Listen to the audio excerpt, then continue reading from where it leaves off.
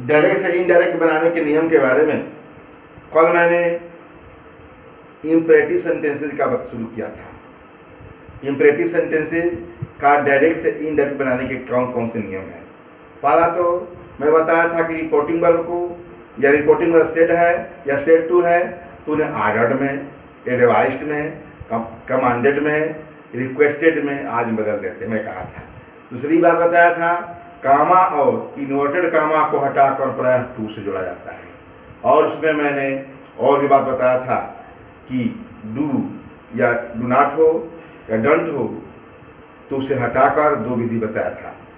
क्या, एक फॉरवर्ड द्वारा, फॉरवर्ड रिपोर्टिंग वर्ब को फॉरवर्ड कर दीजिए, और दूसरा रिपोर्टिंग वर्ब को रिपोर्टेड स्पीच के भाव के अनुसार रिक्वेस्टेड, एडवाइस्ड, ऑर्डर्ड बदलिए, और डू को हटाकर, रिपोर्टेड स्पीच में आए हुए डू को हटाकर और नॉट के बाद और वर्ब से पहले टू का प्रयोग बताया था।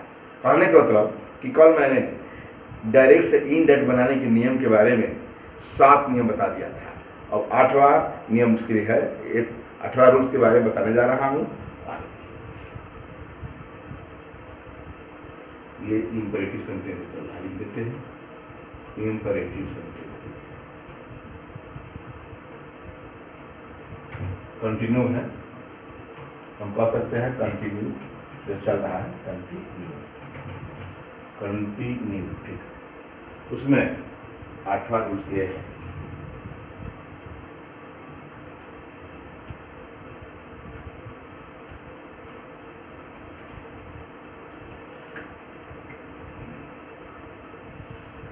उसमें यदि रिपोर्टेड स्पीच, मतलब ये रिपोर्टेड स्पीच हो गया, इसमें जो रहता है रिपोर्टेड स्पीच में रहता है। यदि रिपोर्टेड स्पीच में कोई नाउन वोकेटिव केस के रूप में है, वोकेटिव केस मतलब होता है पुकारा गया नाउन केस के रूप में है,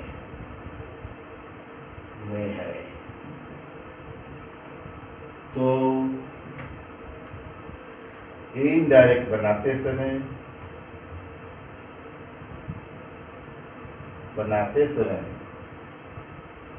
उस नाउन को, वोकेटिव नाउन को,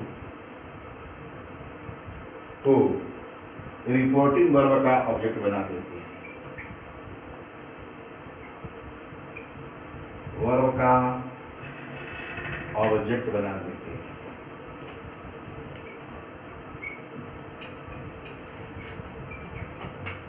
हैं। याद रहे ये वोकेटिव केस के नाउन सेंटेंस में आगे रह सकता है या पीछे रह सकता है, इसकी पहचान वही बता दे रहे हैं। तो रिपोर्टिंग वर्ब का ऑब्जेक्ट बना देते हैं शेष रूल्स, से सभी रूल्स, जैसे जो रूल्स है इम्परेटिव का, रूल्स आप इम्परेटिव कर दिया है, से सभी रूल्स ऑफ इम्परेटिव का फॉलो होता है।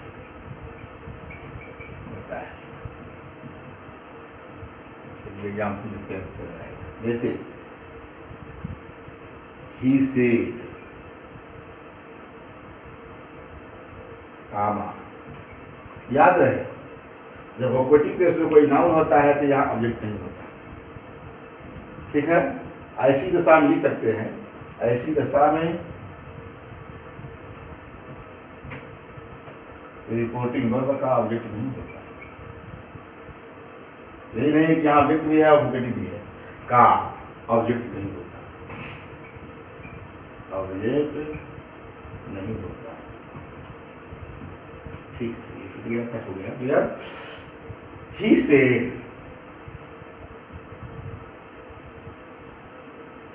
हेल्प मी गर्ल्स, ठीक। इन्वर्टेड कॉमा खोल, he said comma inverted comma help me girls बाद में कर दिया। लड़कियों को पुकारा जा रहा है। उसने लड़कियों से कहा, मेरी सहायता करो, या इसको इसी कर सकते हैं, ये जो कहते हो गर्ल्स, गर्ल्स को कैरेक्टर सिखाना पड़ा पहले, और हेल्प मी, या हेल्प कैरेक्टर सिखा, हेल्प मी गर्ल्स, यहाँ girls help me.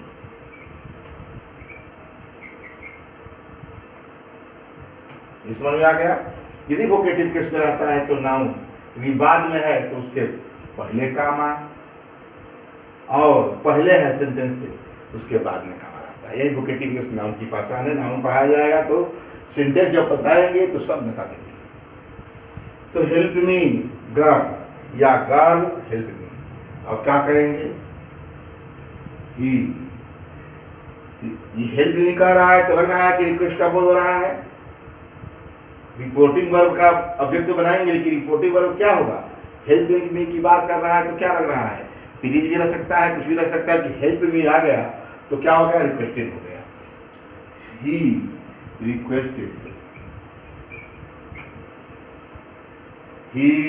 Requested the gods to help me. किसके लिए कह रहा है, बताया था कि इस वर्ब में तो परिवर्तन नहीं होगा, हेल्प है तो टू हेल्प हो गया, इन्फिनिटिव बन गया। और मी है, ही का अनुसार मी अपने लिए कहा ही तो ही होगा। भाई रिपोर्टिंग वर्ब का सब्जेक्ट ही है तो ही के अनुसार ही इसमें कोई भी फर्स्ट पर्सन का प्रोनाउन आएगा तो बदलेगा। तो he requested the girls to help him. एक बात मैं बता दूं, आपने देखा कि यहाँ गर्ल्स में वोकेटिव केस रहता है तो नाउन में बताया जाएगा, सिंटेक्स ऑफ नाउन में, कि जब वोकेटिव केस में रहता है तो उसके पहले किसी कॉमन नाउन से पहले, यदि राम श्याम होता तो कोई बात नहीं है, राम रहता श्याम रहता तो आर्टिकल भी लगेगा नहीं, लेकिन कोई कॉमन नाउन है तो उसके पहले कोई आर्टिकल नहीं लगता। किंतु जब रिपोर्टिंग वर्ब के ऑब्जेक्ट बनता है, रिपोर्टिंग वर्ब के बाद आता है, याद रहे उसके बाद कामा लग जाता है। जैसे कि मैंने दो वर्ब लगाया है, इसमें नोट लिख देते हैं, वोकेटिव केस के कॉमन नाउन के इनडायरेक्ट बनते ही या योग है रिपोर्टिंग वर्ब का ऑब्जेक्ट होते ही का, चलिए इनडायरेक्ट बनते ही उससे पहले दी का यूज होता है, बता दिया काम आया। तो क्या आप देखो सोचेंगे कि यहाँ केवल गर्ल्स है तो यहाँ द गर्ल्स क्यों हो गया, क्योंकि ये नियम है।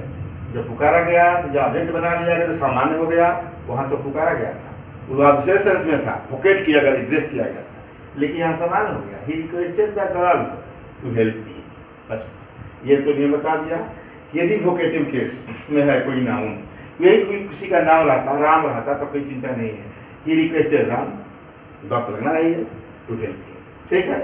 ही रिक्वेस्टेड सीता या हेल्प मी सीता, तो क्या हो जाता है, he requested Sita to help me. लेकिन यहाँ एक कॉमन नाउन गर्ल्स है, वाज है, जो भी, तो याद रहे यहाँ नाउन आर्टिकल नहीं लगा है, नियम है, तो यहाँ आते ही आर्टिकल दी लग गया। अब आगे बढ़ते हैं, जो भी बात बता रहे हैं अच्छी तरह से समझ में आ जाए, फिर इसके लिए फालतू दिमाग खर्च न करना पड़े। ये क्या है,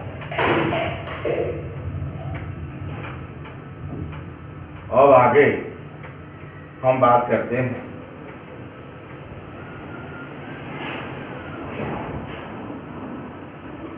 रूल्स 9 है। रूल्स 9 में यह है, 9 में यदि रिपोर्टेड स्पीच,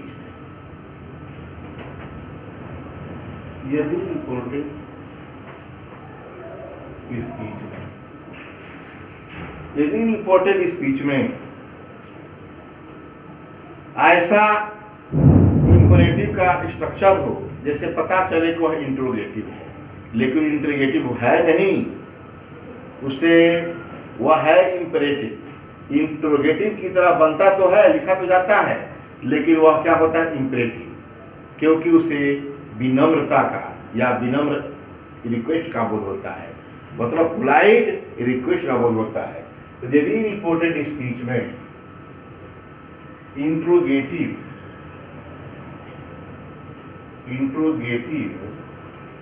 की तरह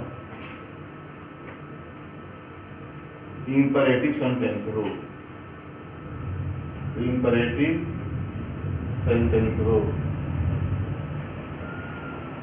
तो इंपरेटिव सेंटेंस हो अर्थात बता भी देते हैं, इंपरेटिव सेंटेंस हो इंट्रोगेटिव की तरह हो अर्थात कूड या उड से शुरू हो, उड से शुरू हो, कूड या उड से शुरू हो, तो ये जान लीजिए उससे इंपरेटिव का बोध हो रहा है। लिखाई देगा इंट्रोगेटिव की तरह तो क्वेश्चन मार्क होगा, ये दिखाएगा एग्जाम्पल में। यदि रिपोर्टेड स्पीच में इंट्रोगेटिव की तरह इंपरेटिव सेंटेंस हो अर्थात कूड या उड से शुरू हो, तो रिपोर्टिंग वर्ब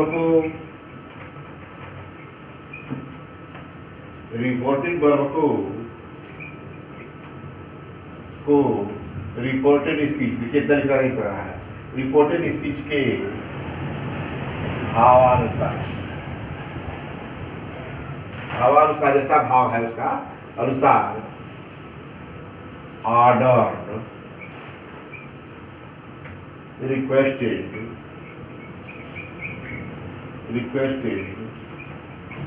आदि में जो शब्द है लाते हैं मैं बदल देते हैं। जैसे he said to me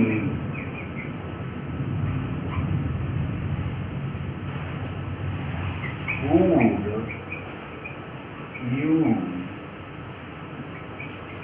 give me your pen? देखिए लग रहा है क्वेश्चन मार्क। क्या आप मुझे अपना कलम मुझे देंगे?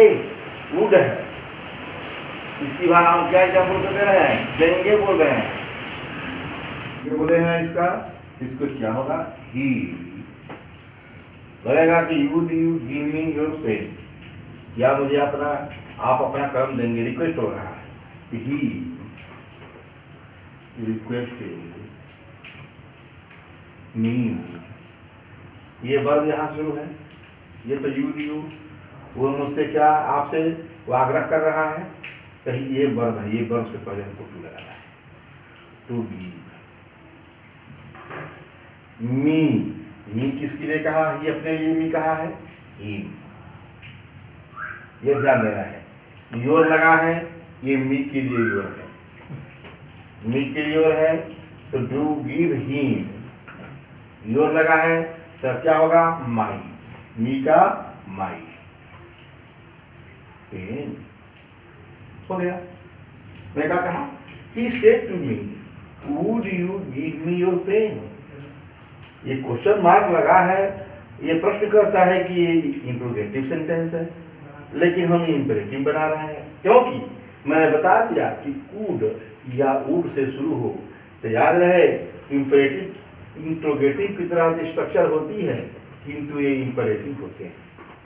ही रिक्वेस्टेड मी टू गिव, देख रहे पर यहाँ है गिव मी, टू गिव कर दिया इसको।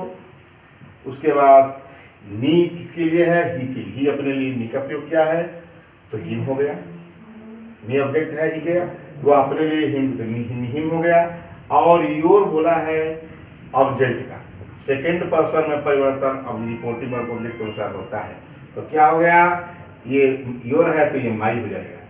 तो he requested me to give him my pen, दूसरा लेते हैं, she said, comma inverted comma, could I use your phone, your phone या मोबाइल जो भी कहिए, your phone, सी सेड उसने कहा, could I use your phone, यदि अनुमति मांग रही है, उसने क्या मैं आपकी फोन का प्रयोग करूं? देखिए, कर सकती हूं, यहां तो मैं करूं, करेंगे, यहां सकती हूं, कैन के रूप में प्रयोग हो रहा है, जैसा ये गाड़ी के रूप में हो रहा है। Would you give me your pen, क्या आप मुझे अपना कलम देंगे? विल का रूप में हो रहा है। यहां देखिए, she said could I use your phone, क्या मैं आपकी फोन का प्रयोग कर सकती हूँ? Could I use your phone, क्या मैं आपके फोन का प्रयोग कर सकती हूँ? जबकि शक्ति थी है, यही शक्ति थी कहते तो इंट्रोगेटिव सेंटेंस होता, लेकिन यहाँ कुड से और वुड से विनम्र मतलब नम्रता पूर्वक रिक्वेस्ट का बोध होता है। यहाँ ये कुड जो है हमारा विनम्रता पूर्वक रिक्वेस्ट का बोध किया गया है। यहाँ कुड होते हुए हिंदी में हम सकता है कि वो बात कर रहे हैं, तो क्या होगा? सी रिक्वेस्टेड। अब तो यहाँ could I use your phone, your लगा है, तो यहाँ ऑब्जेक्ट नहीं है, अपने मन से बना सकते हैं। वो मुझसे भी कर सकती है, इसलिए इस्तेमाल मी भी बना सकते हैं, या चाहे तो हर भी बना सकते हैं। सी है तो हिम भी लिख सकते हैं, कुछ भी लिख सकते हैं। तो मान लीजिए कि यहाँ मी से लिख दिया, she requested me to, I use है टू यूज। अब हर है, योर है, तो सी ये किसके लिए है? मी के अनुसार, मी जो है उसके अनुसार योर लगा है, तो क्या होगा? माई और फोन। याद रहे, जब तक पर्सनल प्रोनाउन का रूल, नियरनेस का रूल याद नहीं है, तो कभी भी गलती हो सकती है, कभी भी। क्या हम देख रहे हैं किसी रिक्वेस्ट सेट था या कुछ ऑब्जेक्ट नहीं था, तो योर सेकेंड पर्सन के अनुसार हमको ऑब्जेक्ट बनाना पड़ा। मी बना लिए, चाहे तो हम स्त्री सी है तो ही बना लिए, हिम कर देते, तो यहाँ हिज हो जाता। यहाँ मी किए हैं तो योर का माई हो गया है। क्या कहा? She requested me to use my phone, वह ने मुझे मेरे फोन को यूज करने के लिए, प्रयोग करने के लिए आग्रह किया। इस प्रकार मैं कहा कि रिक्वेस्टेड जब होता है, इंट्रोगेटिव सेंस में होता है, तो हम क्या करते हैं? उसे इंपेरेटिव बना लेते हैं, उसे जोड़ लेते हैं, और रिपोर्टिंग वर्ब को यहाँ मैंने दिया क्या? रिक्वेस्टेड बदल देते हैं, इनवाइटेड बदल जाएगा, जैसा जो भाव रहेगा उसे अनुसार कर देंगे। अब आगे बात करते हैं। रूल नंबर ये 9 था, 10 था, तो इसलिए बड़ा कंटिन्यूस है, कल के हिसाब से है। ये है यदि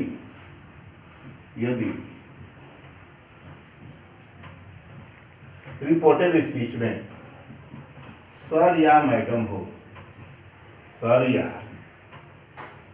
मैडम किस हो, सर या मैडम हो, या उसके साथ या काइंडली, जिसका पेज बता दिया हमें, काइंडली हो, तो इन शब्दों को हटा दिया जाता है। इन शब्दों को इनडायरेक्ट नाते से हटा दिया जाता है। इनडायरेक्ट बताते समय हटा दिया जाता है, दिया जाता है। याद रहे, प्लीज या काइंडली में प्राय सर या मैडम का प्रयोग किया जाता है। आग्रह करते हैं तभी हम किसी को सर मैडम कहेंगे, आदेश देने में सर मैडम किसी को नहीं कहते हैं। इसीलिए कहा इन शब्दों को इंडेक्स बनाते समय हटा दिया जाता है, रिपोर्टिंग वर्ब को रिक्वेस्टेड रिपोर्टिंग वर्ब, जिसको मैं तो बताया था लेकिन सर मैडम नहीं बताया था, इसे बता रहा। रिपोर्टिंग वर्ब को रिक्वेस्टेड में बदला जाता है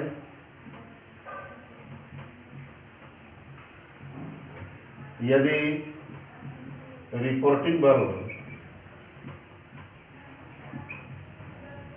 का ऑब्जेक्ट है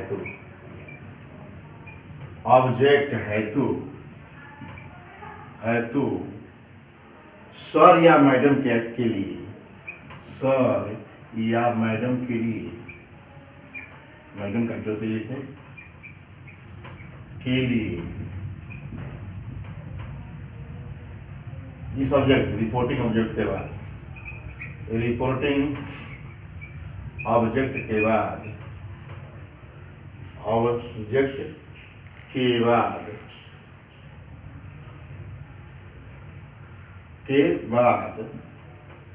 respectfully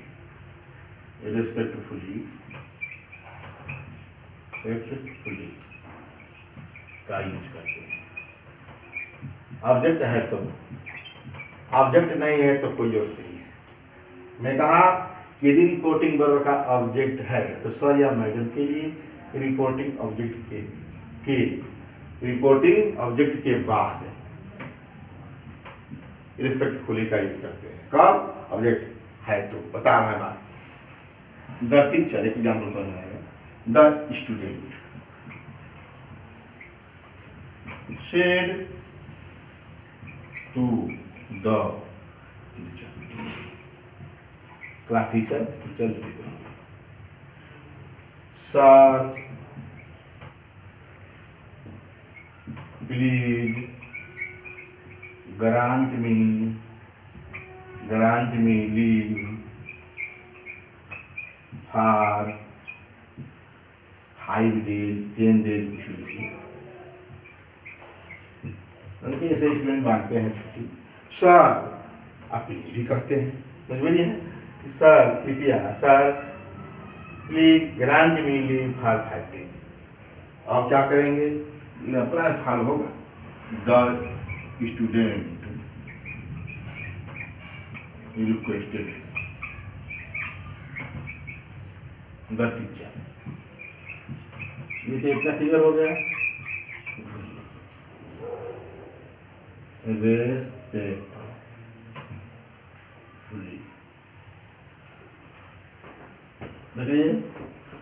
student, the student requested the teacher, object हो गया, इस बात रिस्पेक्टफुल लगाया गया। टू, ये वर्ब ये है, सर हट गया, प्लीज के लिए रिक्वेस्टर लग गया है, आज सर के जगह पर हम रिस्पेक्टफुल लगा दिए। The student requested the teacher respectfully, of grant यहाँ है, टू ग्रांट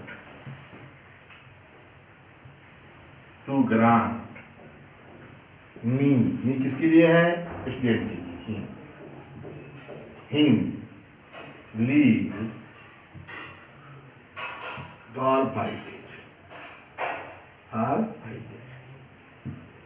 ये मैं बताया यदि इसका ऑब्जेक्ट है तो मैं क्या किया? रेस्पेक्टफुल लगा दिया।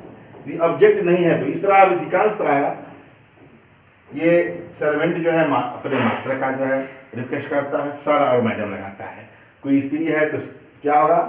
जो है उसके लिए तभी जो मैडम हट जाएगा, और सर है तभी हट जाएगा। उसके लिए क्या लगाना है? रिस्पेक्टफुल लगाना है। अब बात करते हैं इसी का कि मान लीजिए कि मैं कह दिया कि ऑब्जेक्ट है, तो ऑब्जेक्ट ना हो तो क्या करते हैं? उसके लिए रिस्पेक्टफुली की कोई आवश्यकता नहीं है। ऑब्जेक्ट नहीं होने पर, ये 10वां नियम के तहत है, ऑब्जेक्ट ना होने पर, ऑब्जेक्ट रिपोर्टिंग में होगा, ऑब्जेक्ट ना होने पर रेस्पेक्टफुली लिखने की जरूरत नहीं है, लिखने की जरूरत नहीं है। ऐसी बात करते हैं। द मैन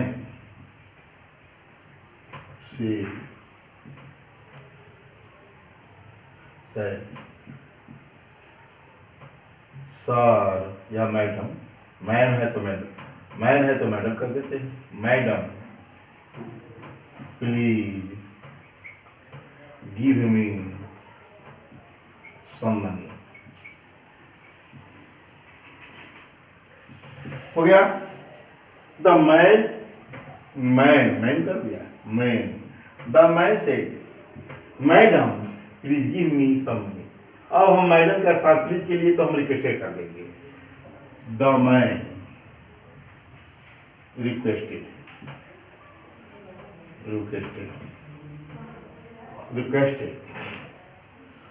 क्या, the man requested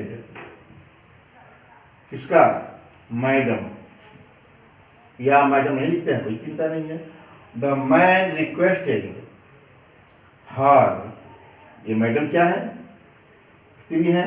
the man requested her to give him, me man के लगा है सम।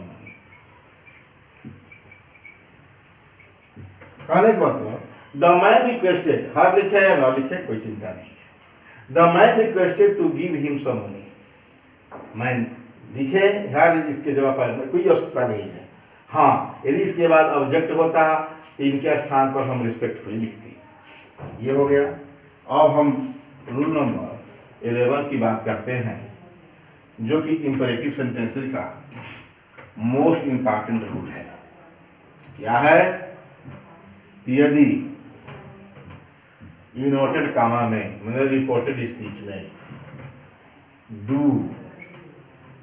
जो है, डू का यूज मेन वर्ब के पहले है, मेन वर्ब के पहले है। याद रहे, मेन वर्ब से पहले डू का यूज होगा तो मेन वर्ब पर इम्फेसिस करने के लिए, दबाव देने के लिए होगा। तो लिख देते हैं, में डू का यूज मेन वर्ब के पहले मेन वर्ब पर इम्फेसिस करने के लिए हो, इम्फेसिस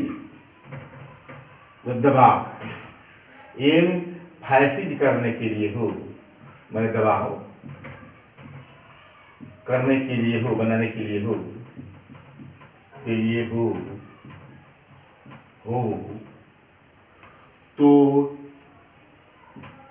तो इनडायरेक्ट में, इनडायरेक्ट बनाते समय डू को हटा दिया जाता है,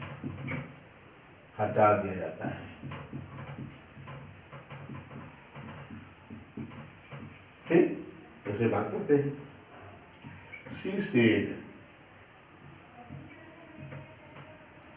she said to her servant,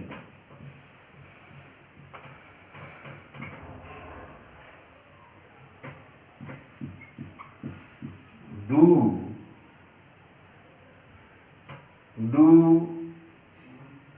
brush या do sweep या कुछ भी कहे।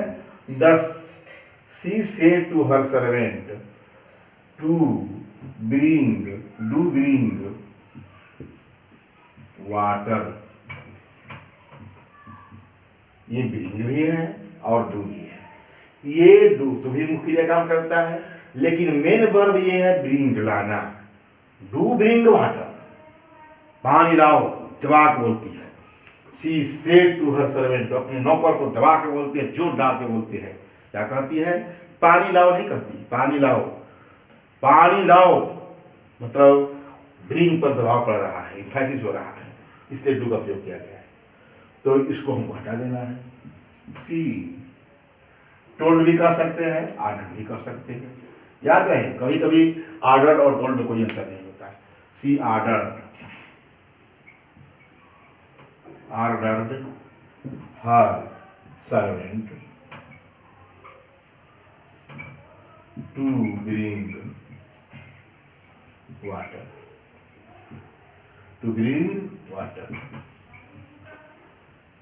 देख लिया। ये डू है तो ब्रिंग पर दबाव डालने के लिए है तो डू को हटा दिया। इसी तरह जो भी होगा, the SP said to the inspector, do watch the situation, मान लिख देते हैं।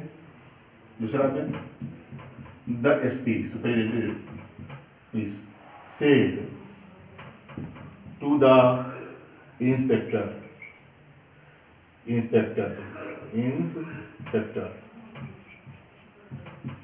कमांडर भी कर सकता है, डू वॉच द सिचुएशन।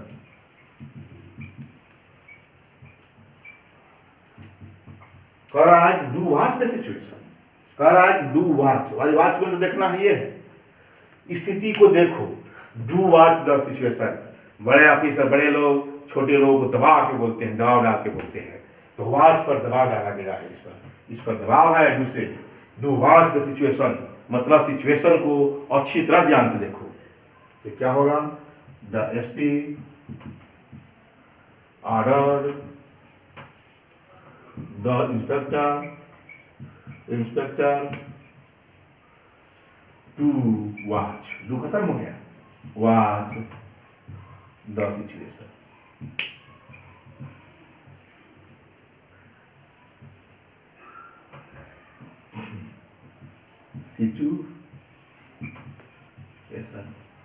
स्थिति दायरा जो भी ये हो गया। और ये तो बात बताया मैं कि री डू मेन वर्ब पर दबाव डालने के लिए हो तो डू को हटा देते हैं, किंतु रूल नंबर 12 में बात करते हैं, इसी डू की बात करेंगे।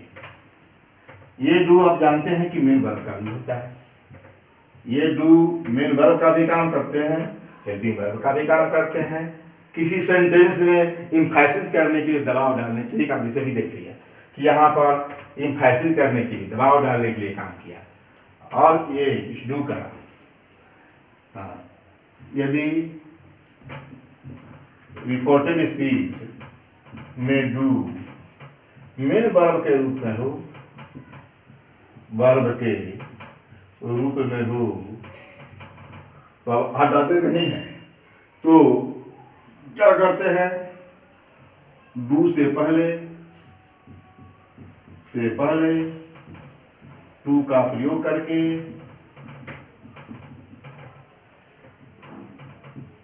इसे इन्फिनिटी बना देते हैं। इन्फिनिटी टू लगा देते हैं, इन्फिनिटी बन जाता है, तो इसे इन्फिनिटी बना देते हैं।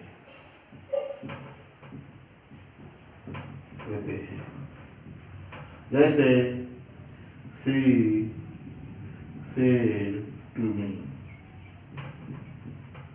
do it, इतना छोटा है, हाँ बड़ा इसका पैसी ऐसी करता है, डू इट, मैं डू इट ही लिया, इसे करो। तब सी क्या शी सेड टू मी, उसने मुझे आर्डर दिया करने के लिए, या एडवाइस किया, या एडवाइस कर सकती है, आर्डर कर सकते हैं। सी आर्डर करने के लिए कोई आर्डर देता है, सी आर्डर्ड मी टू डू इट, हो गया, टू डू कर दिया। या दूसरा एग्जाम्पल ले लेते हैं, he said to his friend,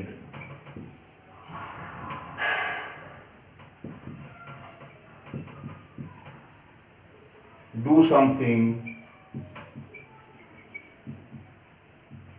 for your life,